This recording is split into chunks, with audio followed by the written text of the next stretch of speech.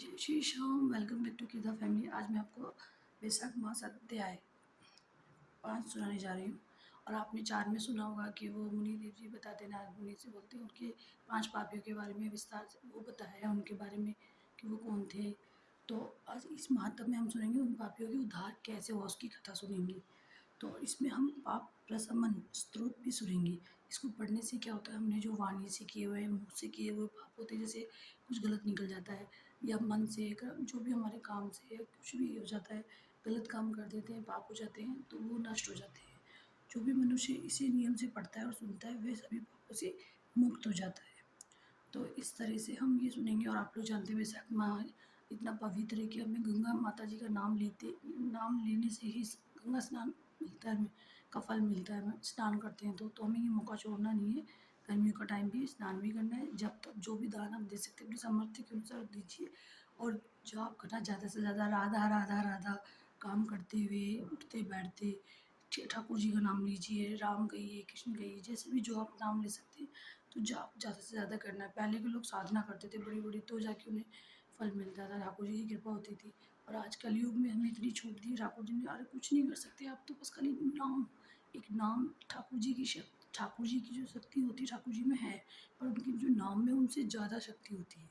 तो इसलिए नाम जप करना चाहिए हमें। इस कलयुग में जितना नाम जप करके चलते उठते बैठते तो हमें उतना ही फल ज़्यादा मिलेगा, ठाकुर जी की दर्शन होंगे हमें।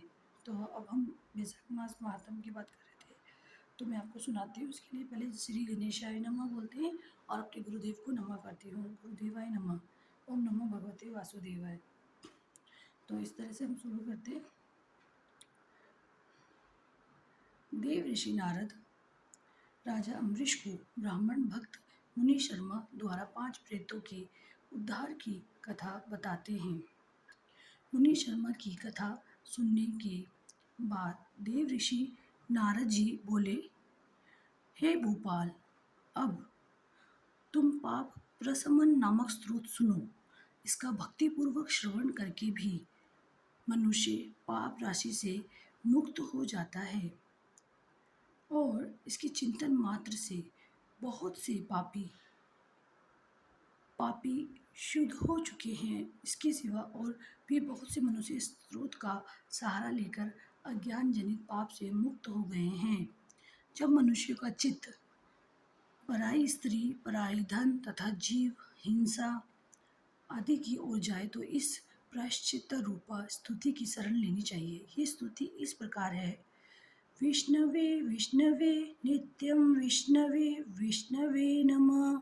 नमामि विष्णुं चित्तस्थं अहंकार गतं हरिं चित्तस्थमीशं व्यक्तमनन्तं पराजितं विष्णु मेदेयं शेषणा मनादिनिधनं हरिम्। तो इसका अर्थ है, संपूर्ण विश्व में व्यापक भगवान श्री विष्णु को सर्वदा नमस्कार है। भगवान विष्णु को बारंबार प्रणाम है। मैं अपने चित्त में विराजमान भगवान विष्णु को नमस्कार करता हूँ। अपने अहंकार में व्यापक श्रीहरि को मस्तक झुकाता हूँ। श्री विष्णु चित्त में विराजमान ईश्वर मन और इंद्रियों के शासक, अव्यक्त, अनंत, अपराजित, सबके द्वारा स्तवन करने योग्य तथा आदि अंत से रहित हैं, ऐसे श्री हरि मैं नित्य निरंतर प्रणाम करती हूँ। श्री हरि भगवान को। विष्णुश्चित गतो यन्मे विष्णुर्बुद्धि गतश्च यतः यो अहंकार गतो विष्णु विष्णुर्मयि संस्थितः करोति कर्तुर्भूतेषु स्थवरस्य चरस्य च तत्पापं नाशमा याति तस्मिन् विष्णु विचिन्तिते। अर्थ, जो भगवान विष्णु मेरे चित्त में विराजमान है, जो भगवान विष्णु मेरी बुद्धि में स्थित है और जो भगवान विष्णु मेरे अहंकार में व्यापक है तथा जो भगवान विष्णु सदा मेरे स्वरूप में स्थित है, वे ही कर्ता होकर सब कुछ करते हैं। उन विष्णु भगवान का चिंतन करने पर चराचर प्राणियों का सारा पाप नष्ट हो जाता है ध्यातो हरित या पापं स्वपने दृश्च पापिनां तमोपेन्द्रमहं विष्णुं नमामि प्रणत प्रियमम।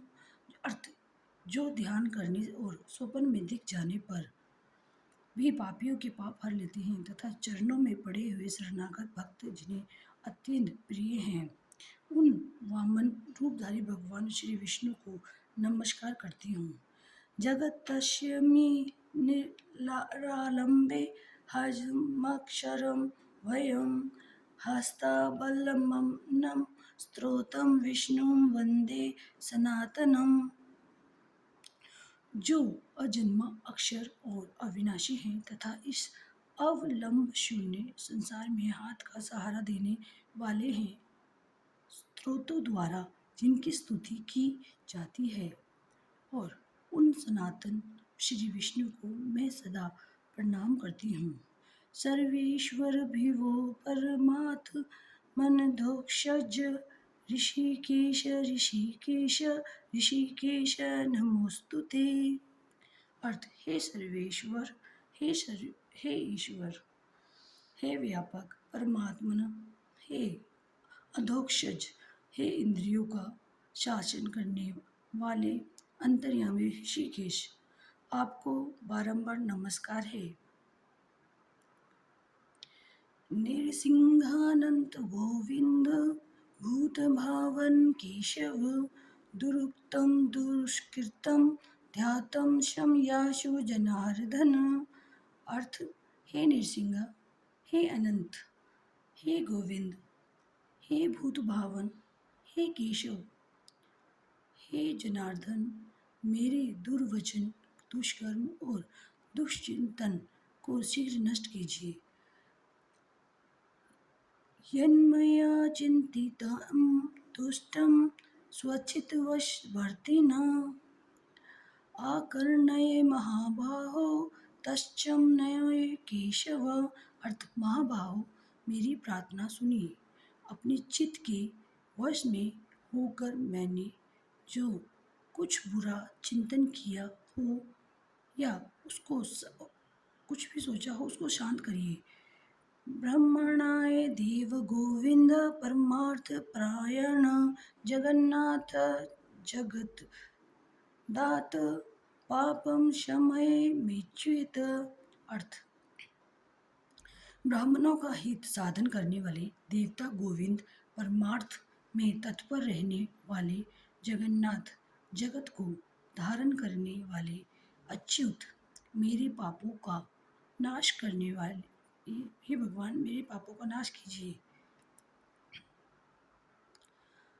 यच्चापराहेन सायाहेन मध्याहेन च तथा निशि कायेन मनसा वाचा कृतं पापं जानताश्च ऋषिकेश पुंडरीकाक्ष माधव नामत्रयोच्चारणता सर्वं यातु मम क्षयम्। अर्थ, मैंने पूर्वाह्न, सायाह्न, मध्याह्न तथा रात्रि के समय शरीर, मन और वाणी के द्वारा जान या अनजाने में जो भी कुछ पाप किया है या किए हैं, वह सब ऋषिकेश भगवान, पुंडरीकाक्ष और माधव, इन तीन नामों के उच्चारण से नष्ट हो जाएंगे। शारीरं मे ऋषिकेश पुंडरीकाक्ष मानसं पापं प्रशमय मायातु वाकृकृतं मम माधव। अर्थ, हे ऋषिकेश, आपके नामोच्चारण से मेरा शारीरिक पाप नष्ट हो जाए। पुंडरीकाक्ष, आपके स्मरण से मेरा मानस पाप शांत हो जाए तथा माधव, आपके नाम कीर्तन से मेरे वाचिक पाप का नाश हो जाए। यद्भुजान् बिम्बस्थिठन् स्वपञ्चाग्रद यथा स्थित आकाशं पापमर्थार्थं कायेन मनसा गिरा महदल्पं च यत्पापं दुर्योनिनरकावहं तत्सर्वं विलयं यातु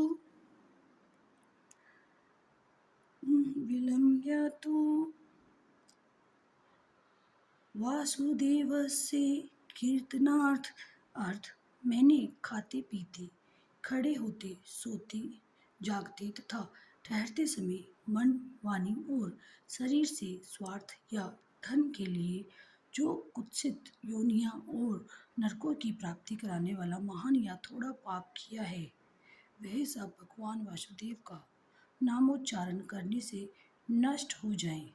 परम ब्रह्म परम धाम पवित्रं परम च यत अस्मिन् संकीर्तिते विष्णु यत पापम तत् प्रणश्यतु अर्थ जिसे परब्रह्मा परम धाम और परम पवित्र कहते हैं वह तत्व भगवान विष्णु ही हैं। श्री विष्णु भगवान का कीर्तन करने से मेरे जो भी पाप हों वे सभी नष्ट हो जाएं। यत्प्राप्येन निवर्तन्ते गन्धस्पर्शविवर्जितं सूर्यास्तपतं विष्णु सत्सर्वं मे भवत्बलं जो गंध और स्पर्श से रहित है ज्ञानी पुरुष जिसे पाकर पुनः इस संसार में नहीं लौटते वह श्री विष्णु का ही परम पद है। वह सब मुझे पूर्ण रूप से प्राप्त हो जाए। पापप्रशमनं स्तोत्रं य पठिश्चरेणु य नरः शरीरेर्मानसेर्वाचा कीर्ते पापे प्रमुच्यते मुक्तः पापग्रहोदिभ्यो याति विष्णोः परं पदं तस्मात् सर्वं प्रत्येनेत श्रोत्रं सर्वाघनाशिनं प्रायश्चित्तं घोघानां पठितव्यं नरो में अर्थ यह पाप प्रशमन नामक स्रोत है जो मनुष्य इसे पढ़ता है और सुनता है वह शरीर मन और वाणी द्वारा किए हुए पापों से मुक्त होता जाता है। इतना ही नहीं वह पाप ग्रह आदि के भय से भी मुक्त होकर विष्णु के परम पद को प्राप्त होता है। यह स्रोत सब पापों का नाश करने वाला है तथा पाप राशि का प्रायश्चित है। इसलिए श्रेष्ठ मनुष्य को पूर्ण प्रयत्न करके इस स्रोत का पाठ करना चाहिए। नारद जी कहते हैं, हे राजन, इस स्रोत के श्रवण मात्र से पूर्व जन्म तथा इस जन्म के किए हुए पाप भी तत्काल नष्ट हो जाते हैं। ये स्रोत पाप रूपी वृक्ष के लिए कुठार और पाप में ईंधन के लिए दावानल है। पाप राशि रूपी अंधकार समूह का नाश करने के लिए ये स्रोत सूर्य के समान है। मैंने संपूर्ण जगत पर अनुग्रह करने के लिए इसे तुम्हारे सामने प्रकाशित किया है। इसके पुण्य में महात्म्य का वर्णन करने में स्वयं श्री हरि भी समर्थ नहीं है। वैशाख माह महात्म अध्याय 5 समाप्त हुआ। तो आपने देखा किस तरह से इसका पाठ करने से या सुनने से मात्र से ही हमारे सभी पाप पुनर्जन्म के इस जन्म के सभी पाप हमारे नष्ट हो जाते हैं और हमें हमारे गोविंद की कृपा मिलती है। तो इसी तरह से हमें क्या करना है, ज़्यादा से ज़्यादा स्नान तो करना ही है, दान भी करना है और उसके साथ साथ जप भी करना है। नाम जाप करते रहना है हमेशा, उठते बैठते चलते फिरते, जैसे बच्चों को बुलाते हैं तो भी उनको भी सिखाएं, बोलते बोलते उनके साथ खेलते हुए नाम जाप करना है। इस तरह से काम घर के सारे काम करते करते इस तरह से नाम जाप करते रहेंगे तो हमें जरूर गोविंद की प्राप्ति होगी, हमें हमारे ठाकुर जी की कृपा मिलेगी। हरे कृष्णा, राधे राधे।